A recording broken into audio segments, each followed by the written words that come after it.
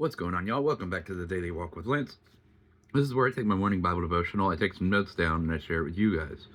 Like I say before every video, please don't look at me as a spiritual leader, a pastor, or a prophet, nothing like that. Oh, excuse me.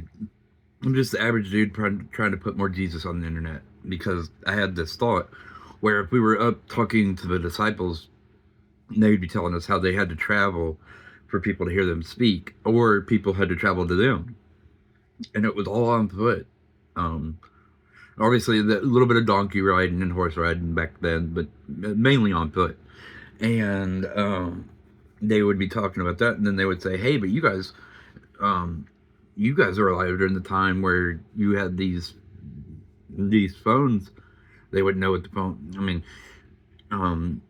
you guys had these devices where you could talk thousands of miles apart in an instant, and didn't have to travel, and didn't have to weather,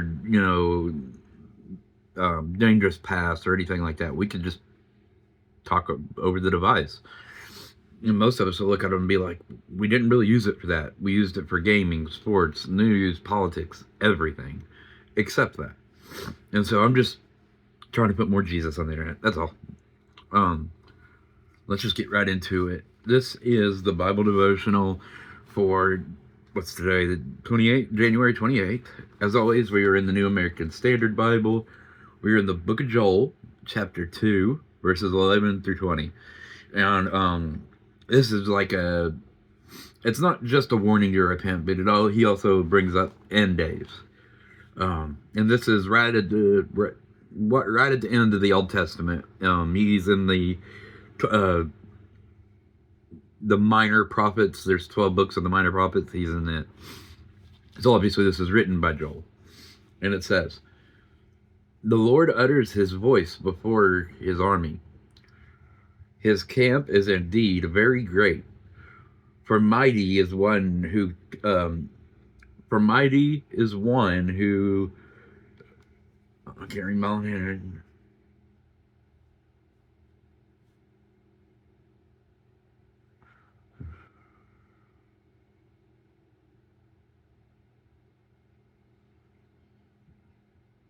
Oh, I see what it is now. I would. It's been one of those days. Okay, let's just start over right here. The Lord utters his voice before his army. His camp is indeed very great, for mighty is the one who carries out his word. The day of the Lord is indeed great and very awesome, and who can endure it? Yet even now, declares the Lord, return to me with all your heart, and with fasting, weeping, and mourning, and tear your heart, and not merely your garments. Now return to the Lord your God, for he is gracious and compassionate, slow to anger, abounding in mercy, and relenting of catastrophe. Who knows? He might turn and relent and leave a blessing behind him, resulting in a grain offering and a drink offering. For the Lord your God blows a trumpet in Zion. Consecrate a fast. Proclaim a solemn... Wait. I just skipped. Okay, let's start right back here. This is right after the drink offering. For the Lord your God, blow a trumpet in Zion, consecrate a fast, proclaim a solemn assembly, gather the people, sanctify the congregation, assemble the elders, gather the children and the nursing infants. Have the groom come out of his room, and the bride out of her bridal chamber.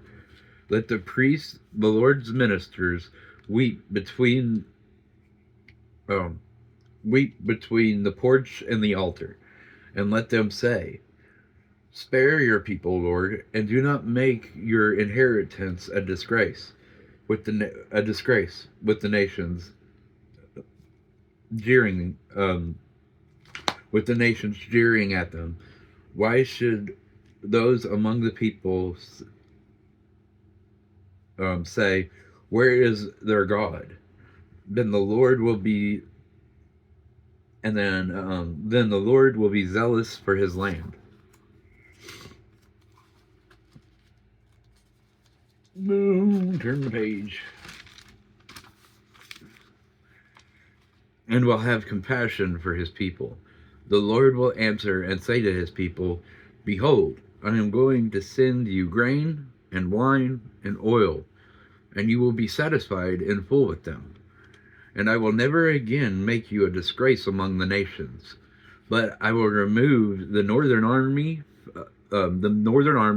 far from you, and I will drive it into a dry and desolate land. Its advance guard into the eastern sea, and its rear guard into the western sea, and its stretch will ascend, and the odor of decay will come up, because it has done great things. And again, that is Joel chapter 2, verse 11 through 20. And the way Joel writes is hard for me to read, or well, at least in the English version of it. But I took some notes down so that I could clarify all the stuff that I just said, because there's a lot in there. So it starts with a warning of the day of the Lord, which we all know that's end times, but at the same time, when this can be used for any time a trial, like a trial is going on, a war is going on, stuff like that. It's a foreshadowing to the real day of the Lord. And so, when the day of the Lord happens, it will be great, terrible, and unstoppable. So right now, we could buy time for people. We could try to help more people because it's not the day of the Lord yet. But when the day of the Lord comes, that's it. You aren't stopping it. There's nothing you can do about it except go through it. And judgment is avoided through repentance and everything. And so that's what he was saying, that the Lord might actually leave a blessing if you realize, what you've been prideful or whatever the sin is, and you sit down and confess it to the Lord. Sometimes the Lord will lead a blessing, and sometimes nothing. Like, it just depends.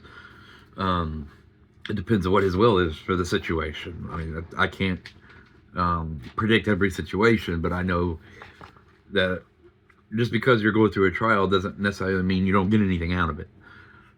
You at least learn, but then there could be other blessings there as well. And in order to truly repent, you get mourn and fast, and the trial might turn into a blessing. So that I just got ahead of myself there. So, and then also it kind of gives instructions to save a nation.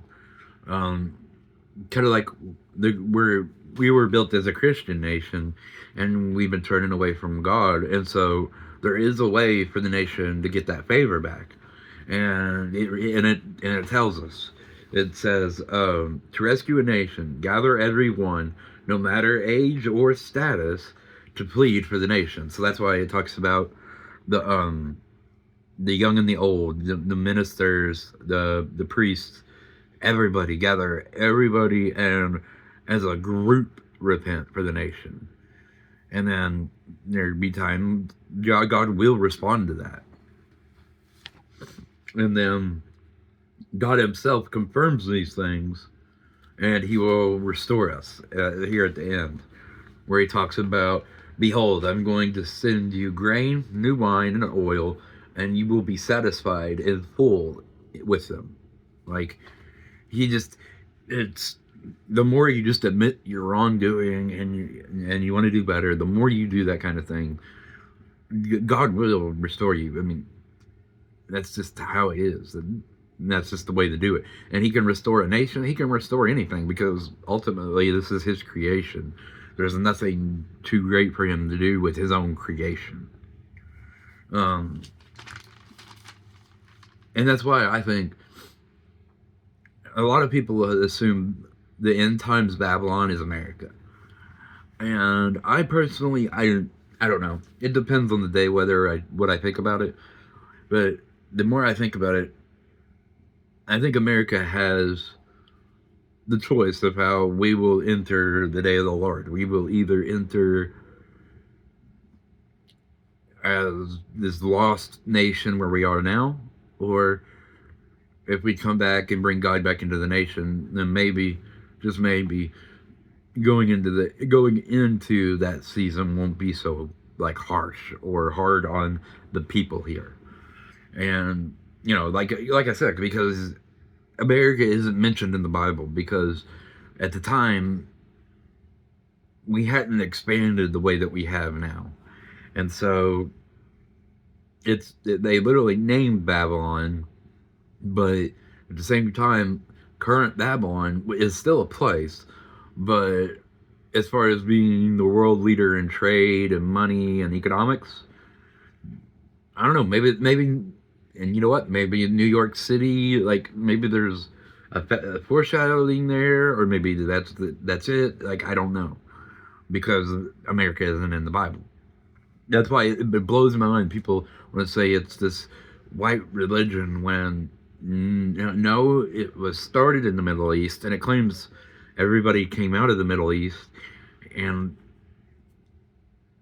that it's a brown religion, because it's like a it's like that shade in between white and like dark brown, which is stupid that we're even talking about that. But that's why it's every time it's like, oh, it's a white man's religion. No, it's everybody. It's for everybody, and it wasn't started by us. Now we are in the age of the Gentiles, so obviously the Gentiles are the ones that are more leaning on God than God's own original people. But we do know eventually the Jews end up coming back not coming back, but they end up seeing that Jesus was the Messiah, and then most of them will come over through tribulation. But anyway, I think that's going to do it for today. I'm a little late today. I had some stuff to do, and then it was time to eat, and then so a little bit late today. I am going to start going live on Rumble more. I don't know about every day, but probably every other day. So like today, it's already like 4 o'clock or 3 o'clock. So, by the time I get this out and all the other stuff that goes along with this video, once I get done with that, it'll be time. Like it would be right up where I would want to start going live. And I don't know, I might still do it, but as of right now, be looking for the live tomorrow. And like I said, I might go live tonight. I don't know, probably not, but I'm definitely gonna start doing it more again. Especially since Rumble is upgrading the way that it is. I definitely might put some more effort into Rumble and do my live streams over there. All right, y'all. I think that'll do it. Remember, our bodies are the temple now. That was the point of the resurrection. The veil was split. The Holy Ghost doesn't live inside the temple anymore. He lives inside of us. So treat your body that way. Get back in the gym if you can. You can always change your diet. Like, diet is one of the best things, or one of the easiest things you can change. And that goes for me too. Like, I'm on my weight loss journey. It's happening. It's definitely slowed down. Like that initial weight kind of fell off, and then now it's getting to where it's more of a grind. And I got to get my diet better. My diet is the thing that's really, really holding me back. All right, y'all. Remember, go work out. All right, I'll catch y'all tomorrow. Peace.